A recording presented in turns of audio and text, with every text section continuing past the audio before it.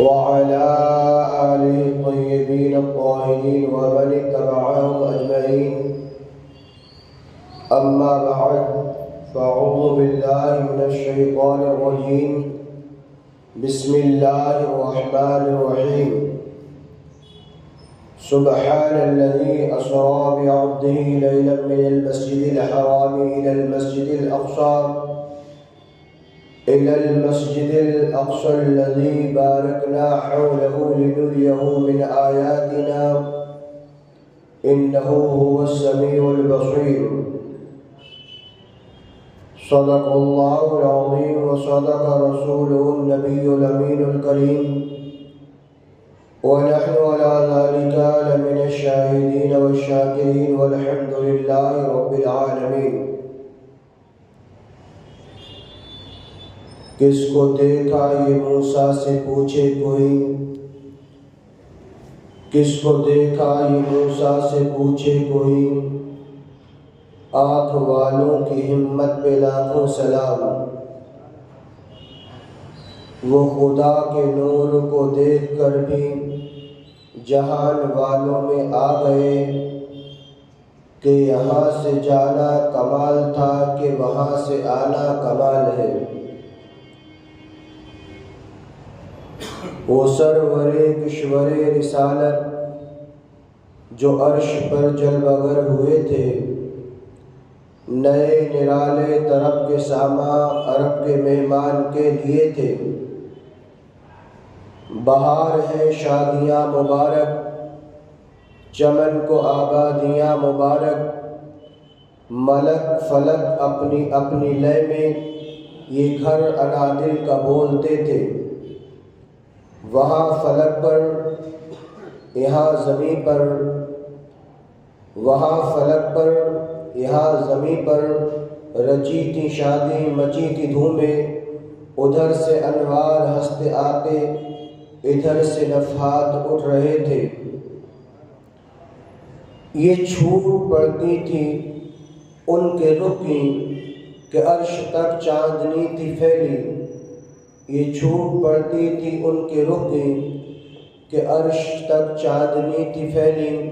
وہ رات کیا جگمگا رہی تھی، جگہ جگہ نصب آئینے تھے. تبارک اللہ شان تیری، تجھی کو زیبا ہے بے نیازی. تبارک اللہ شان تیری، تجھی کو زیبا ہے بے نیازی. کہاں وہ جوش لنترانی، کہاں تقاضے وصال کے تھے. اور نماز اقصی میں تھا ہی صرف بیاں و معنائے اول و آخر. نماز اقصی میں تھا یہی صرف بیاں و معنائے اول آخر کہ دست بستہ ہے پیچھے حاضر جو سلطنت آگے کر گئے تھے. عزیزان ملت، دوستان محترم، پیارے بچوں، عزیز ساتھیوں، السلام علیکم ورحمۃ اللہ وبرکاتہ. اور معروف سے قبل ہم سب مل کر آقا دو جہاں حضور رحمت عالم سرور کائنات فخر موجودات احمد مجتبیٰ کملی والی مصطفیٰ محمد رسول اللہ ارواحنا فداہ صلی اللہ تعالی علیہ وسلم کی مقدس بارگاہ میں انتہائی عقیدت و ادب و احترام کے ساتھ درود و سلام کی نظریں پیش کریں. پڑھیں بآواز بلند اللہم صلی علی سیدنا و مولانا محمد معظم الکرم علیہ وآلہ وسلم. صلاۃ و السلام علیک یا رسول اللہ، صلاۃ و السلام علیک یا نبی اللہ، یا حبیب اللہ صلی اللہ تعالی علیہ وسلم. اللہ تبارک و تعالیٰ کا بے پایا شکر احسان ہے کہ آج پھر ہمیں اپنے گھر میں اپنی عبادت کے لیے بلایا اور ہمیں بندگی کی توفیق عطا فرمائی. یہ وہ بندگی ہے جو آقا کریم صلی اللہ تعالی علیہ وسلم کی آنکھوں کی ٹھنڈک ہے. نماز وہ بندگی ہے جو آقا دو عالم صلی اللہ تعالی علیہ وسلم کو انتہائی پسند ہے. یہ وہ بندگی ہے جو مومنوں کی معراج ہے، یہ وہ بندگی ہے کہ اللہ تبارک و تعالیٰ اس حالت میں بندے کے انتہائی قریب ہو جاتا ہے، بلکہ اس کو پلٹ کر یوں کہیے کہ بندہ خود اپنے معبود سے انتہائی قریب ہو جاتا ہے۔ یہی وہ بندگی ہے جس کے حوالے سے تاجدار دو عالم صلی اللہ تعالیٰ علیہ وسلم ارشاد فرماتے ہیں کہ بندہ جب نماز کے لیے کھڑا ہوتا ہے اللہ سے قریب ہو جاتا ہے، اور فرمایا کہ اے بندے تو نماز اس طریقے سے پڑھ گویا رب کو دیکھ رہا ہے، اور اگر یہ نہ ہو سکے تو اس طور پر اس احساس کے ساتھ نماز ادا کر کہ وہ پاک پروردگار تجھے دیکھ رہا ہے۔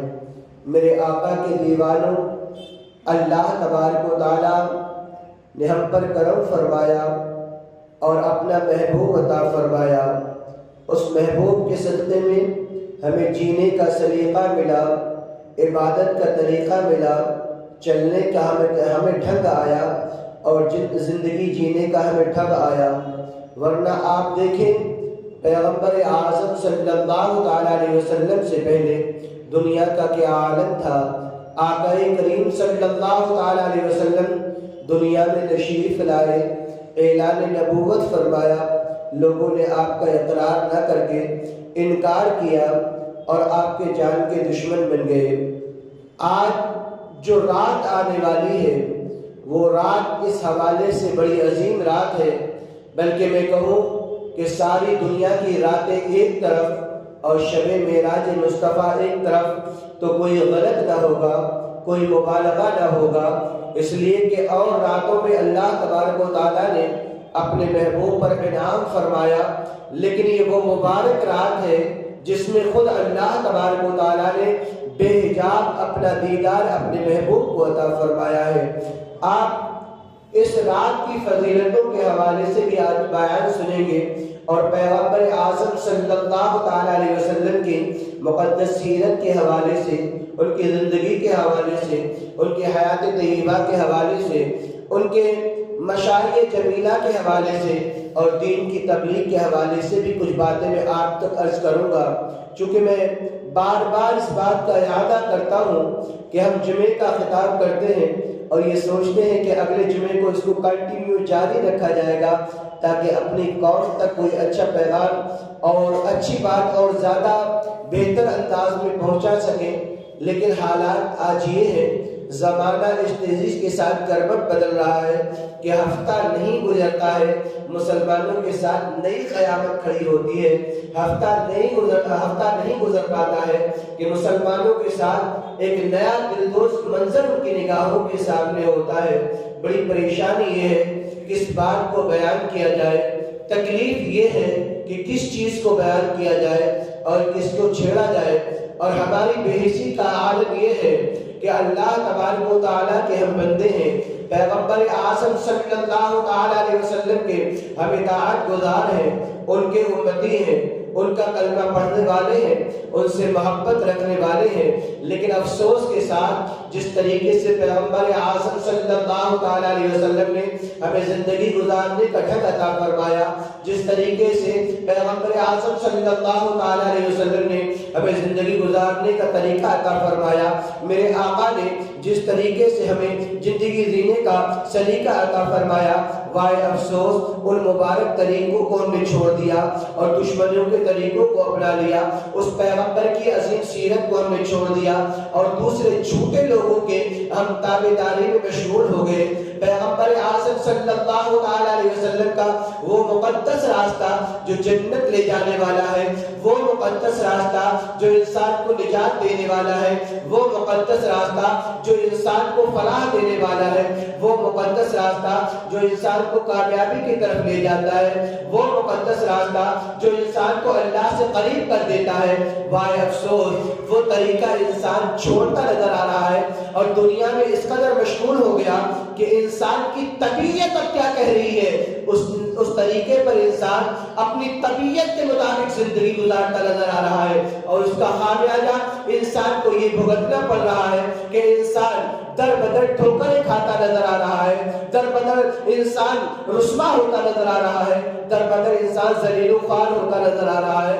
میرے آقا کے دیوانوں، میں نے اس سے پہلے بھی عرض کیا، ان کے ہو جاؤ ہر ایک چیز انہی سے مانگو، اپنے دامن میں نہ احسان پلائے رکھنا۔ آؤ ہم اس پاک پروردگار کے ماننے والے ہیں جس پاک پروردگار نے اپنا محبوب عطا فرمایا، اس پیغمبر اعظم صلی اللہ تعالی علیہ وسلم کی مقدس زندگی کو دیکھو۔ آپ یہ سمجھتے ہیں ہم نے کلمہ پڑھ لیا اب ہم پر کوئی مصیبت نہ آئے گی، ہم نے اسلام قبول کر لیا اب کوئی تکلیف ہمیں نہ پہنچے گی، ہم نے کلمہ پڑھ لیا ہے اب کوئی ہمارا کیا بگاڑ پائے گا؟ یہ انسان کی غلط فہمی ہے۔ میں آقا کریم صلی اللہ تعالی علیہ وسلم کی ایک مقدس حدیث پاک آپ کو بتاتا چلو۔ آقا کریم صلی اللہ تعالی علیہ وسلم ارشاد فرماتے ہیں جب انسان ایمان کے دائرے میں داخل ہو جاتا ہے اب فتنے اس کے جانب اس طریقے سے بڑھتے ہیں جس طریقے سے سیلاب کا پانی بڑھتا ہے۔ اللہ اکبر، آپ تصور کرو ایک علاقے میں سیلاب آیا ہو، ایک علاقے میں باڑھ آئی ہو، آپ دیکھیں کہ پانی کس طریقے سے بڑے بڑے مکانات کو بہا کر لے جاتا ہے، بڑی بڑی چٹانوں سے ٹکرا کر اسے پاش پاش کر دیا کرتا ہے، بلندوں والا درختوں کو وہ اکھاڑ کر لے جایا کرتا ہے۔ اور آپ نے دیکھا ہوگا کہ اس سال جب سیلاب آیا پنجاب کی سرزمین پر، پاکستان کی سرزمین پر، ہندوستان کے چند علاقوں میں، اللہ اکبر، گاؤں کے گاؤں تباہ ہو گئے، گاؤں کے علاقے تباہ ہو گئے، لوگوں کے گھر بار برباد ہو گئے، کتنے انسان اس میں بہہ کر چلے گئے۔ اللہ اکبر، یہ تو دنیا کی مثال ہے جو ہمیں سمجھانے کے لیے بتائی گئی۔ میرے آقا کے دیوانوں، آقا فرماتے ہیں جس طریقے یہ دنیا کے سیلاب آتے ہیں، جب تم نے ایمان قبول کر لیا اب سیلاب تمہارے پیچھے آئیں گے۔ آج ہم دیکھتے ہیں ہزاروں سیلاب ہے جو ہمارے ایمان کا ہمارے ایمان کو بہا لے جانا چاہ رہے ہیں، آج ہزاروں طوفان ہے جو آج ہمارے ایمان کو اچک لینا چاہتے ہیں۔ ثابت قدم انسان وہی ہے جو یہ کہتا نظر آئے آمنا باللہ، ہم ایمان لائے، ثم استقم، پھر اس پر قائم ہو جاتا ہے۔ میں بتاؤں اگر انسان کی یہ کیفیت ہو جائے، انسان کی یہ حالت ہو جائے، اب زمانے کی آندھیاں چلتی رہے اس کے ایمان کو نہیں ڈگمگا سکتی ہیں، اب لاکھ طوفان آئے اس کے ایمان کو متزلزل نہیں کر سکتے ہیں۔ آپ دیکھو آج پیغمبر اعظم صلی اللہ تعالی علیہ وسلم کا ہم معراج کا ذکر کرنے کے لیے حاضر ہوئے ہیں۔ معراج مصطفیٰ کیا ہے؟ اللہ تبارک و تعالی نے اپنے محبوب کو اپنے قرب خاص میں بلایا۔ معراج کیا ہے؟ اللہ رب العزت نے اپنے محبوب کو اپنی بارگاہ میں بلا کر اپنا بے حیات دیدار فرمایا۔ اس کو قرآن مقدس نے اس طور پر محفوظ رکھا ہے، سبحان الذی اسریٰ بعبدہ لیلا من المسجد الحرام الی المسجد الاقصی، پاک ہے وہ ذات جو اپنے محبوب کو لے گئی مسجد حرام سے مسجد اقصی تک۔ اللہ پر کس لیے لے گئی؟ لنریہ من آیاتنا، تاکہ اپنے محبوب کو اپنی نشانیوں کا بے حجاب دیدار عطا فرمائے۔ انہ هو السمیع البصیر، وہ بے شک سننے والا اور دیکھنے والا ہے۔ آپ تو ہم اور آپ بڑے فخر سے یہ کہتے ہیں معراج مصطفیٰ نصیب ہو گئی ہے، یقیناً فخر کی بات ہے۔ معراج مصطفیٰ کی رات آ گئی ہے، ہمارے لیے بخشش و نجات کی رات ہے۔ یہ وہ رات ہے آقا کریم صلی اللہ تعالی علیہ وسلم نے جس کے بارے میں ارشاد فرمایا جب بندہ اس رات میں اللہ کے لیے قیام کرتا ہے اور مولا کی بارگاہ میں ہاتھ اٹھا کر جو دعا کرتا ہے، میرا پاک پروردگار اپنے بندوں کی دعاؤں کو رد نہیں فرماتا ہے، اپنے محبوب کی ملاقات کے صدقے میں ان ساری دعاؤں کو قبول فرما لیا کرتا ہے۔ مانگو کیا مانگنا چاہتے ہو، اپنے معبود سے مانگو کیا مانگنا چاہتے ہو، طلب کرو پاک پروردگار سے تمہارا کیا مطالبہ ہے۔ وہ پاک پروردگار جو ہمارا خالق و مالک ہے، وہ پاک پروردگار جو ہمیں عطا و بخشش کرنے والا ہے، وہ پاک پروردگار جو ہمیں سب کچھ عطا فرمانے والا ہے، اس معبود کی بارگاہ سے مایوس مت ہو۔ وہ اپنے محبوب کے محبوب کے صدقے میں سب کچھ اپنے بندوں کو عطا فرماتا ہے، اپنے بندوں کو سب کچھ عطا فرمانے کے لیے تیار رہتا ہے۔ ہاں ہماری دعائیں ناجائز کام کے لیے نہ ہو، ہماری دعائیں اپنی نفسیات کے لیے نہ ہو، ہماری دعائیں اپنے خواہشات کے لیے نہ ہو، بلکہ دعائیں یہ ہو کہ مولا وہ عطا فرما جو تجھے پسند ہے اور تیرے محبوب کو پسند ہے۔ اے پاک پروردگار ہم گناہگار ہیں مولا میرے گناہوں کو بخش دے، مولا ہم خطاکار ہیں ہماری خطاؤں کو بخش دے۔ لیکن بائے افسوس یہ مبارک راتیں ہماری زندگی میں آتی ہے اور اس کے بعد ہم ان راتوں میں بھی مانگنے کا ڈھنگ نہیں جانتے، مانگتے ہیں تو کیا مانگتے ہیں، گناہوں کا ہمیں کوئی احساس نہیں ہوتا ہے، خطاؤں کا کوئی احساس نہیں ہوتا ہے، اپنی بدکرداری کا کوئی احساس نہیں ہوتا ہے۔ آؤ پیغمبر اعظم صلی اللہ علیہ وسلم نے اس مقدس رات کے بارے میں ارشاد فرمایا، جب انسان اس رات کو قیام کرتا ہے اور صبح کو روزہ رکھتا ہے، اللہ تبارک و تعالی ایک سال کے روزوں کا بندوں کو ثواب عطا فرماتا ہے، بلکہ اسی لیے اس کو ہزارویں روزہ کہا جاتا ہے، یعنی 1000 روزوں کا ثواب۔ حضرت شیخ محقق علیہ السلام ایک دوسری روایت اپنی کتاب میں لائے ہیں، آپ فرماتے ہیں جو بندہ اس دن کو روزہ رکھتا ہے اللہ رب العزت اسے 100 سالوں کے روزوں کا ثواب عطا فرماتا ہے۔ اللہ اکبر، یہ کس کے صدقے میں ملا ہے؟ آواز آئے گی پیغمبر اعظم صلی اللہ علیہ وسلم کے صدقے میں یہ مقام ملا ہے، یہ فضیلت کیوں ملی ہے؟ پیغمبر اعظم صلی اللہ علیہ وسلم کے صدقے میں ملی ہے، وہ اللہ کی بارگاہ میں گئے ہیں، اللہ نے انعام عطا فرمایا ہے۔ آپ دیکھیں پیغمبر اعظم صلی اللہ علیہ وسلم نے معراج کیوں عطا فرمائی ہے؟ آپ کو اپنی بارگاہ میں رب نے کیوں بلایا ہے؟ اللہ رب العزت نے اپنے محبوب کو معراج کیوں عطا فرمائی؟ میں آپ کو بتاؤں، آپ نبی کونین صلی اللہ علیہ وسلم کی مکی زندگی کو دیکھو، اللہ اکبر، وہ پیغمبر اعظم صلی اللہ علیہ وسلم جو 40 سال تک ایسی بیدار زندگی گزارتے ہیں، جو دیکھتا ہے ان کے مخڑے کو تکتا رہ جاتا ہے، جو ان کی سیرت طیبہ کو دیکھتا ہے دنیا فخر کیا کرتی ہے۔ ایک ایسا نوجوان ہے مکے میں جس جیسا حسین دنیا میں کوئی نہیں ہے، ایک ایسا نوجوان ہے مکے میں جو کبھی جھوٹ نہیں بولتا ہے، ایک ایسا انسان ہے مکے کی سرزمین پر جس نے کبھی کوئی غلط کام نہیں کیا ہے، ایک ایسا انسان ہے مکے کی سرزمین پر جسے دنیا اپنا مقتدی اگر مان لے تو دنیا ان کو دنیا کا وہ مقتدی بننے کے لیے تیار ہے۔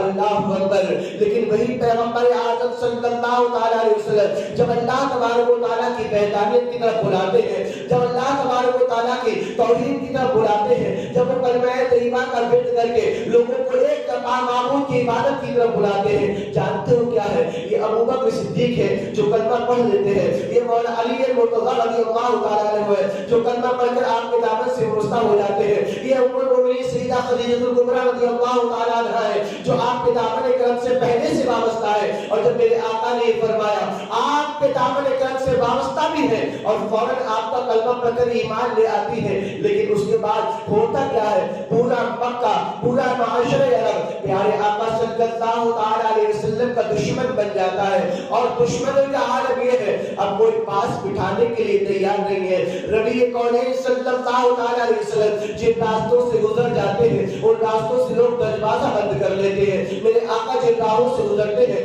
لوگ اپنے راستوں کو تبدیل کر لیتے ہیں، کہیں ایسا نہ ہو کہ ہم اپنے جھوٹے معبود کو چھوڑ کر اس کے معبود کی عبادت نہ کر لیں، کہیں اس کے دھرم کو نہ اختیار کر لے، کہیں اس کے مذہب کو اختیار نہ کر لے۔ اللہ اکبر، اور بات یہیں تک نہیں ہے، اور آگے چلے وہ پیغمبر اعظم صلی اللہ علیہ وسلم جن کے حوالے سے لوگوں نے یہ بھی تیاریاں کی، جناب ابو طالب کے پاس آئے اور کہتے ہیں اے ابو طالب تم جس قریب نوجوان کو مانگتے ہو تمہیں دے دیا جائے، اور جس نوجوان کو تم چاہتے ہو وہ تمہارے حوالے کر دیا جائے، ہاں تم محمد کو حوالے کر دو تاکہ ہم اس کو قتل کر دیں۔ اور یہ فتنے کو یماز اللہ رب العالمین اس نے ان لوگوں نے ایمان کو فتنہ کہا ہے، ان لوگوں نے ایمان کو ایک فتنے کی شکل میں دیکھا ہے، وہ نہیں جانتے تھے یہ فتنہ نہیں ہے، فتنوں سے بچانے والا مذہب ہے، یہ فتنہ نہیں ہے بلکہ فتنوں سے آزادی کا مذہب ہے، یہ اللہ تبارک و تعالیٰ کی بارگاہ میں بلانے والا مذہب ہے۔ اور وہ لوگ اس لیے تیار ہو گئے کہ ہم محمد کو معاذ اللہ رب العالمین قتل کر کے وہی نوجوان دے دے۔ بات یہی تک نہیں آئی ہے، وہ کہتے ہیں اے ابو طالب تمہیں جتنی دولت چاہیے دولت لے لو، جتنی ثروت چاہیے وہ ثروت لے لو، لیکن محمد کو ہمارے حوالے کر دو۔ آپ کے چچا کہتے ہیں اگر میرے ہاتھ پر ایک ہاتھ پر سورج آپ کے چچا آپ کی بارگاہ میں آتے ہیں، کہتے ہیں بیٹا اب مجھ سے وہ قریش کی یہ ستم برداشت نہیں ہوتے ہیں، اب آپ اس تبلیغ کو چھوڑ دو۔ پیغمبر اعظم صلی اللہ علیہ وسلم نے اس وقت فرمایا تھا اللہ کی قسم اگر میرے یہ ایک ہاتھ پر سورج رکھتے اور اللہ کی وحدانیت کی دعوت دینا نہیں چھوڑوں گا۔ اللہ اکبر۔ ابو طالب کو کچھ مدد ملتی، کہتے ہیں میں اپنے بھتیجے کو تمہارے حوالے نہیں کر سکتا۔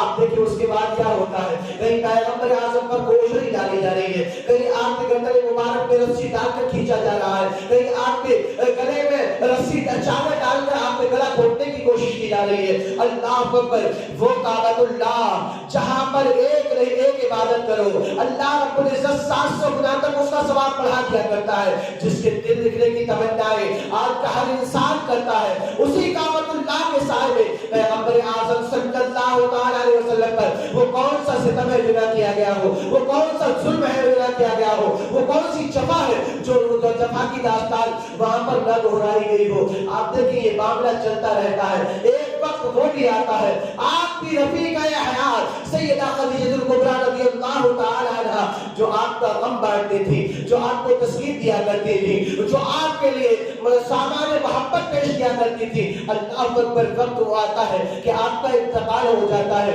کچھ وقت گزارتا ہے، آپ کے مشفق چچا جناب ابو طالب کا انتقال ہو جاتا ہے۔ اللہ اکبر۔ آپ ذرا سوچو، پورا مکہ ایک انسان کا دشمن بنا ہوا ہے، جس سے محبت کی باتیں انسان کر سکتا ہے، وہ رفیق حیات بھی آپ کا ساتھ چھوڑ جاتی ہے، جس پر اعتماد تھا کہ چچا کا سایہ ہے، وہ چچا بھی انتقال کر جاتا ہے۔ اللہ اکبر۔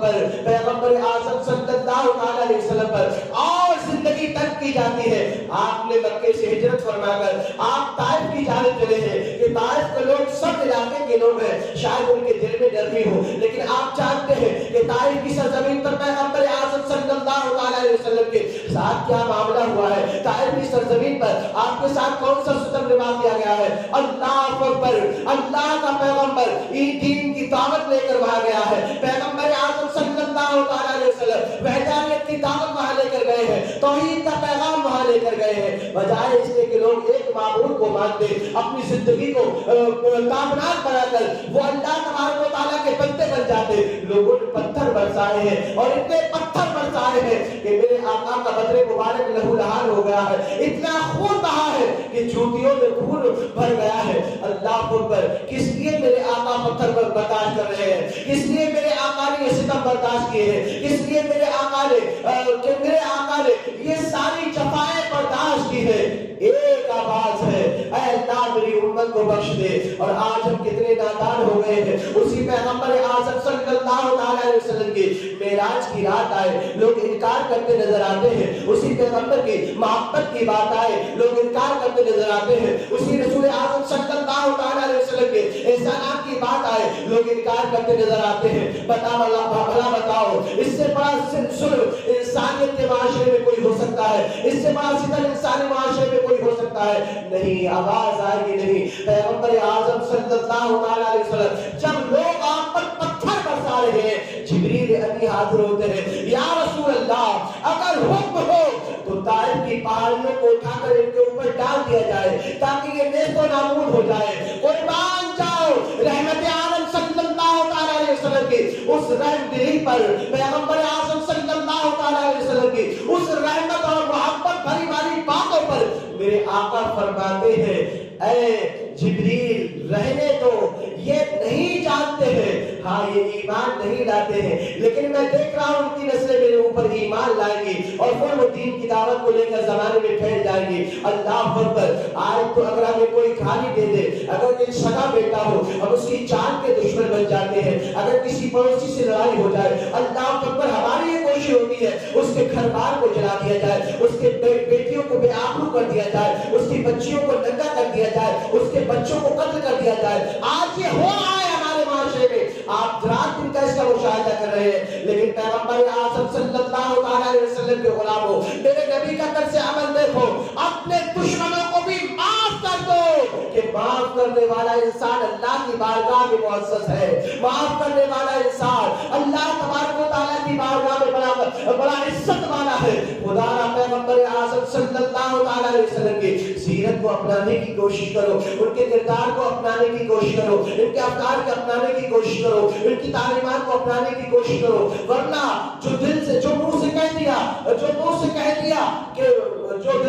دیا کہ مسلمان ہے، اللہ پر یہ مسلمانی کس اسلام کی ہے. زبانیں کہتی تھی لا الہ کو کیا حاصل, نگاہ و دل جو مسلمان نہیں تو کچھ بھی نہیں. پھر یہ حالت یہ ہے کہ نگاہ ہماری مسلمان نہیں ہے, فکر ہماری مسلمان نہیں ہے, دل ہمارا مسلمان نہیں ہے, زبانی خرچ رہ گیا ہے. اگر یہ زبانی خرچ نہ ہوتا تو کل ہمارا ایک بھائی والے گاؤں کی سرزمین پر اپنوں لوگوں نے مار ڈالا ہے, اللہ پر یہ قیامت نہ ہوتی. ابھی پرسوں کی زبان ہے, چھوٹی سی لڑائی پر مراد آباد کی سرزمین پر دو مسلمان ایک مسلمان کا خون چوستے ہوئے نظر آ رہے ہیں. کیا وجہ ہے؟ وجہ یہ ہے ان کے ماں باپ نے پیغمبر کی تعلیمات سے ان کو دور رکھا ہے, محبت کی تعلیمات سے ان کو دور رکھا ہے, اسلام کی تعلیمات سے ان کو دور رکھا ہے. میرے آقا کے دیوانوں, آج سخت ضرورت ہے ان کے ہو جاؤ, ہر ایک چیز انہی سے مانگو, اپنے دامن میں نہ احسان پرائے رکھنا. اس لیے کہ اگر ان سے محبت کرنے والا ہے, ان کو ماننے والا ہے, ان کی تعلیمات کا فالوور ہے,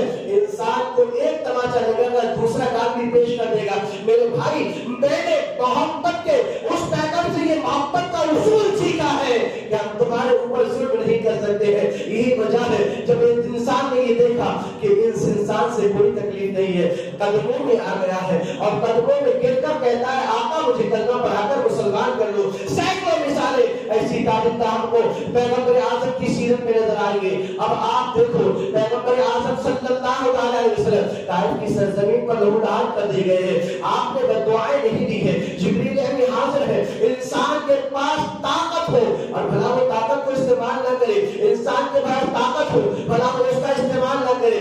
ایسا اگر آپ کو دیکھنا ہو تو مکے کی سرزمین پر مصطفیٰ جان رحمت صلی اللہ علیہ وسلم کی مقدس زندگی کو دیکھو. اللہ اکبر, وہاں سے میرے آقا واپس تشریف لائے ہیں ایسے عالم میں جب میں دنیا پیغمبر کو ستا رہی ہے. اللہ رب العزت نے فرمایا اے میرے محبوب آؤ میری بارگاہ میں تمہیں اپنا دیدار عطا فرماتا ہوں. اور اس عالم میں پیغمبر اعظم صلی اللہ علیہ وسلم کو اللہ رب العزت نے معراج پر بلایا. معراج کے حوالے سے ہم سنتے رہتے ہیں,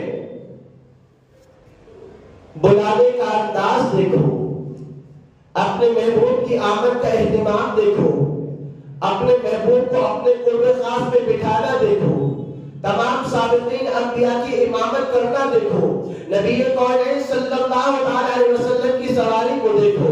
اللہ اکبر, تاریخ آپ کو بتائے گی سب لاجواب ہے, سب لاجواب ہے. میرے آقا کا آرام فرمانا لاجواب, جبریل امین کا بارگاہ رسالت میں حاضر ہونا لاجواب, جبریل امین کا بیت اللہ شریف میں پیغمبر اعظم صلی اللہ علیہ وسلم کو جگانا لاجواب, اور وہاں سے براق پر جو سواری آئی ہے وہ سواری لاجواب, جس سواری پر سوار کر کے بیت المقدس تک اور بیت المقدس سے سدرۃ المنتہا تک لے جایا جا رہا ہے, وہ سواری لاجواب ہے. اللہ اکبر, حتیم کعبہ میں پیغمبر اعظم صلی اللہ علیہ وسلم آرام فرما ہے, میرے آقا آرام فرما ہے. ادھر رب قدیر جبریل امین سے فرماتا ہے اے جبریل جاؤ میرے محبوب کو لے کر آؤ, آج اپنے محبوب کو دیدار کرانا ہے. جبریل امین دوڑے ہوئے آئے, پیغمبر اعظم صلی اللہ علیہ وسلم کی بارگاہ میں حاضر ہوئے تو کیا دیکھتے ہیں, آج محبوب آرام فرما رہا ہے. اللہ اکبر, واپس گئے, مولا تیرا محبوب آرام فرما رہا ہے, جگاؤ تو کیسے جگاؤ,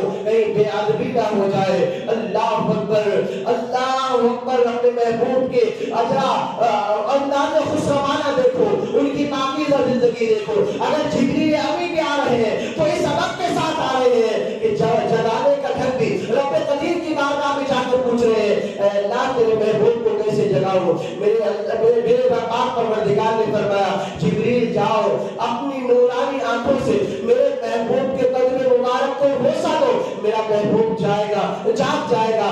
سوئے ہیں وہ بظاہر, دل ان کا جاگتا ہے. میرے مصطفیٰ جانتے ہیں کیا ہونے والا ہے. مصطفیٰ جان رحمت صلی اللہ علیہ وسلم, اس لیے آنکھیں سوتی ہیں, دل جاگتا ہے. یہ پیغمبروں کا طریقہ ہوتا ہے, یہ انبیاء کرام کا طریقہ ہوتا ہے. اب جبریل امین حاضر ہوئے اور آ کر پیارے آقا کے قدمان مبارک میں بیٹھتے ہیں, اپنی نورانی آنکھوں سے میرے آقا کے قدموں کو بوسہ دیتے ہیں. آقا اٹھ جاتے ہیں اور یہ نہیں پوچھتے ہیں کہ کون ہے, اس لیے کہ انسان بے خبر ہو اور کوئی اس کو جگا دے, انسان ایک دم گھبرا کر اٹھتا ہے اور پوچھتا ہے کون ہے. آج یہ ہماری کنڈیشن ہے. میرے آقا نے یہ نہیں فرمایا بلکہ فرماتے جبریل کیا بات ہے. جبریل آقا جانتے ہیں کہ کون آیا ہے, آقا جانتے ہیں کس مقصد سے آیا ہے. آنکھیں کھولی, جبریل کیا بات ہے؟ جبریل عرض کرتے ہیں یا رسول اللہ, اللہ رب العزت آپ کی ملاقات کا مشتاق ہے. سبحان اللہ. میرے آقا نے کہا کہ چلیے, ہماری طرح نہیں کہ کہیں چلنا ہو تو ہم کو غسل کرنا ہے, غسل کے بعد نئے کپڑے پہننا ہے, تیار ہونا ہے, اور اس کے بعد جو گاڑی آئے گی اس کے بعد ہم ناز و نخروں سے. میرے آقا نے فرمایا چلیے. آقا تشریف لائے, مقام ابراہیم پر لا کر میرے آقا دو جہاں حضور صلی اللہ تعالی علیہ وسلم کا سینہ عقل شک کیا گیا, اور اس میں حکمتوں کے تھان لوٹ دیے گئے, اونڈے دیے گئے.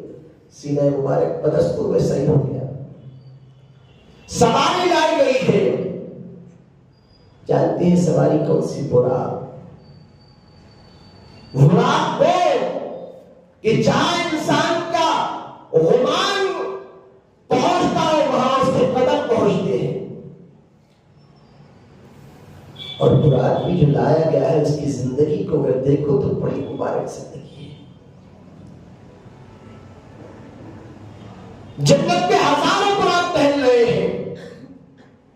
جبریل نے بھی بڑی پشو پیش میں ہے کہ کس کو لے کر جایا جائے.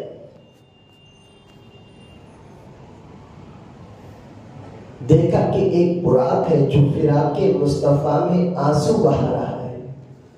سب تو خوشیاں منا رہے ہیں کہ شاید ہماری قسمت کا ستارہ بلند ہو جائے, لیکن ایک براق ایسا بھی ہے جو محمد رسول صلی اللہ علیہ وسلم نے سر جھکائے آنسو بہا رہا ہے. اللہ تبارک و تعالیٰ کو اس کی ادا پسند آئی. جبریل امین کو حکم ہوا, اے جبریل جاؤ اس براق کو لے کر جاؤ, میرے محبوب کو اس کی سواری کا شرف عطا کرو. اللہ اکبر, اس کو میرے محبوب کی سواری کا شرف عطا کرو. میں جبریل امین اس براق کو لے کر آئے ہیں. پیغمبر اعظم صلی اللہ علیہ وسلم جب اس براق پر سوار ہونے لگے وہ کچھ افطاریاں کرنے لگا. اللہ اکبر. جبریل امین نے فرمایا اے براق کی جانتا نہیں ہے پیغمبر اعظم صلی اللہ علیہ وسلم آج تیرے اوپر سوار ہو رہے ہیں اور کچھ نصیب کر رہا ہے. عرض کرتا ہے میں سرکشی نہیں کر رہا ہوں, اپنی قسمت پر خوش ہو رہا ہوں. میرے آقا وہاں سوار ہوئے, سوار ہو کر وہاں سے کہاں چلے؟ سبحان الذی اسری من المسجد الحرام الى المسجد الاقصی. مسجد حرام سے مسجد اقصی تک. اللہ اکبر. پیغمبر اعظم صلی اللہ علیہ وسلم وہاں سوار ہوئے. اب جبریل امین رکاب تھامے ہیں اور چل پڑے ہیں مسجد اقصی کی جانب. ایک مقام ایسا آیا جہاں پر کیا دیکھتے ہیں کہ موسیٰ علیہ السلام نبی کونین صلی اللہ علیہ وسلم نے دیکھا کہ موسیٰ اپنے قبر میں کھڑے ہو کر نماز پڑھ رہے ہیں. اور جب بیت المقدس میں آپ کی سواری پہنچی ہے, تمام انبیاء کرام آدم علیہ السلام سے لے کر عیسیٰ علیہ السلام تک وہاں پر موجود ہے اور سب وسطا حاضر ہے. اس طور پر کہ گویا نماز کے لیے سب بندی ہو گئی ہے, بس امام کا انتظار ہے. اور امام الانبیاء صلی اللہ علیہ وسلم اب تشریف لائے ہیں. حضرت جبریل امین نے امامت فرمائی, میرے آقا نے امامت فرمائی. اعلیٰ حضرت عظیم البرکت رضی اللہ تعالیٰ عنہ اسی کی منظر کا ذکر کرتے ہوئے کیا خوب فرماتے ہیں, نماز اقصی میں تھا یہی صرف بیاں مانا ہے اول آخر کہ دست بستہ ہے پیچھے حاضر جو سلطنت آگے کر چکے تھے. اللہ اکبر. تمام انبیاء کرام یہاں پر موجود ہیں. بلا کس میں مجال ہے کہ آج انبیاء کی وہ امامت کر سکے. حضرت آدم وہاں موجود ہے, حضرت نوح وہاں موجود ہے, حضرت خلیل اللہ وہاں موجود ہے, حضرت جبریل اللہ وہاں پر موجود ہے, حضرت یوسف و موسیٰ وہاں موجود ہے, حضرت یحییٰ و عیسیٰ وہاں موجود ہے. لیکن بھلا کون امامت کرے؟ اب امام الانبیاء آئے ہیں. امام الانبیاء نے نماز ادا فرمائی ہے اور اس کے بعد وہاں سے فارغ ہو کر اب معراج کا سفر شروع ہوتا ہے. اور اس کے بعد جبریل امین کے ساتھ پیغمبر اعظم صلی اللہ علیہ وسلم پہلے آسمان پر تشریف لے گئے ہیں, جہاں پر پہلے سے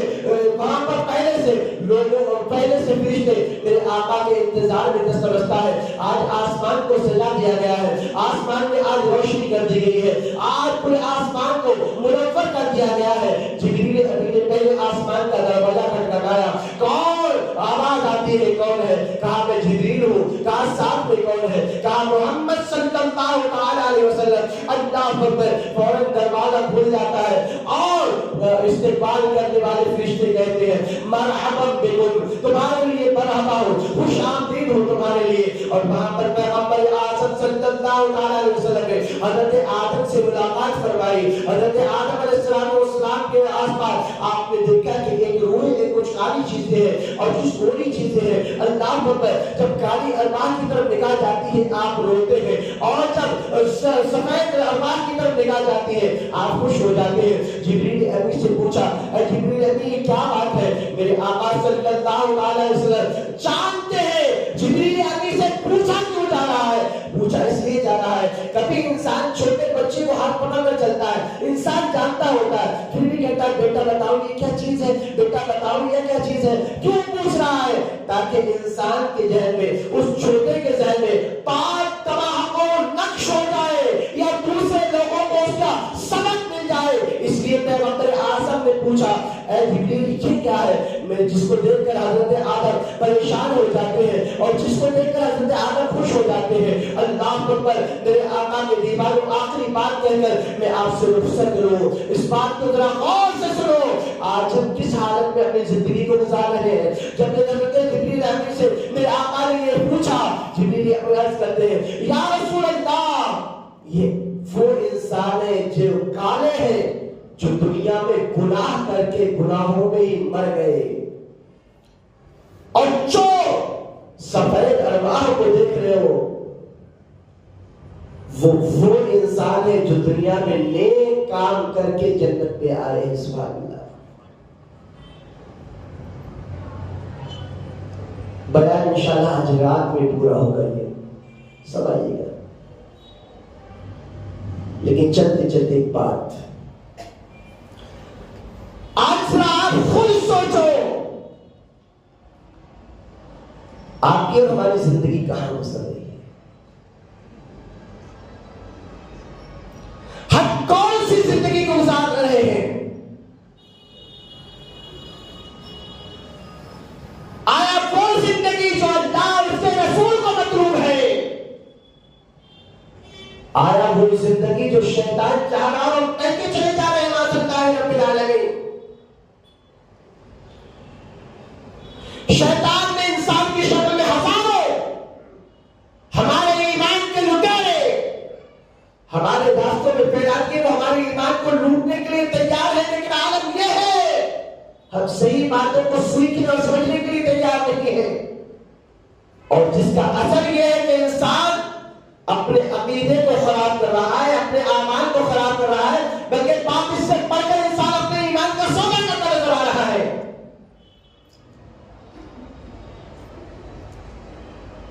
بڑا افسوس ہوتا ہے مجھے, دل میں درد اٹھتا ہے تو یہ باتیں کہتا ہوں.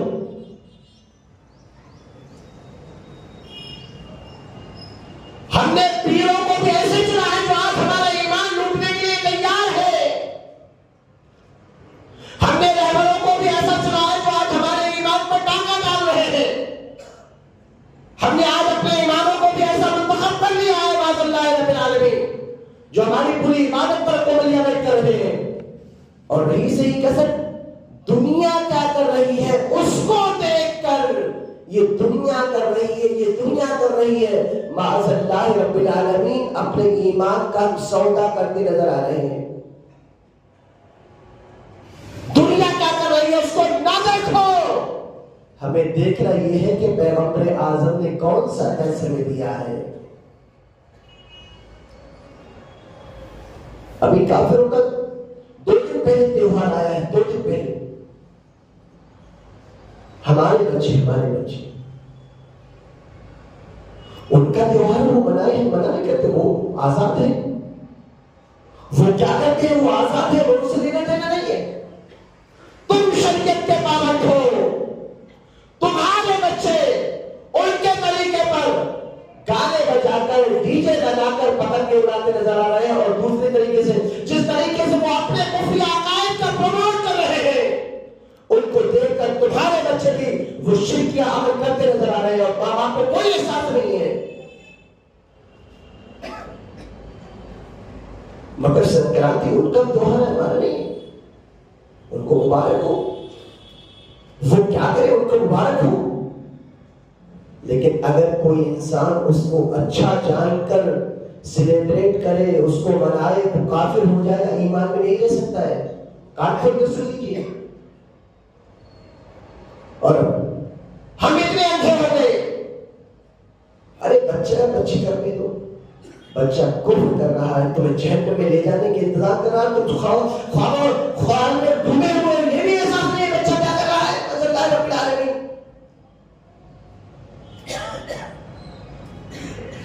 اگر وہ نوجوان جنہوں نے ایسی حرکت کی ہے یہاں پر موجود ہیں،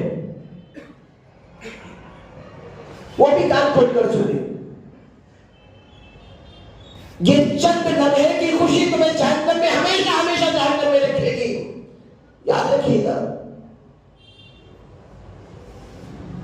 بڑی بے غیرتی ہے، نمازوں کا ہمیں احساس نہیں، روزوں کا ہمیں احساس نہیں، اللہ کی بندگی کا ہمیں احساس نہیں، جائز کمائی کا ہمیں احساس نہیں، اللہ کی رضا کا ہمیں احساس نہیں، نبی کی رضا کا ہمیں احساس نہیں۔ احساس ہے تو معاذ اللہ رب العالمین ایسی کفریہ باتوں کا، ایسی بیہودہ باتوں کا جو نہ دنیا کا چھوڑے نہ آخرت کا چھوڑے۔ خدا نے سمجھ سے باز آئیے، کوئی کیا کر رہا ہے اس کو نہ دیکھو، تم یہ دیکھو کہ پیغمبر اعظم صلی اللہ علیہ وسلم نے ہمیں جینے کا کون سا راستہ عطا فرمایا ہے۔ یا رسول اللہ اس راستے پر آپ دکھائے گا اور میں نکلیں گے اسی راستے پر۔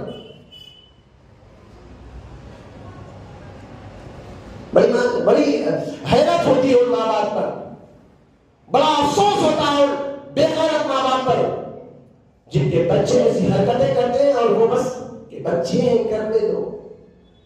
خدا سمجھائیے اپنی نسلوں کو دین کیا ہے، سمجھائیے اپنی نسلوں کو پیغمبر اعظم صلی اللہ علیہ وسلم نے کس لیے پتھر کھائے ہیں، سمجھائیے اپنی قوموں کو، اپنے بچوں کو کہ پیغمبر اعظم صلی اللہ علیہ وسلم نے خود پریشانی اٹھا کر دین ہمیں پہنچایا ہے تاکہ ہم دنیا کے گھٹندوں سے اور جھنڈسوں سے بچ کر اللہ تبارک و تعالیٰ کی بنائی ہوئی جنت میں ہمیشہ آرام کریں۔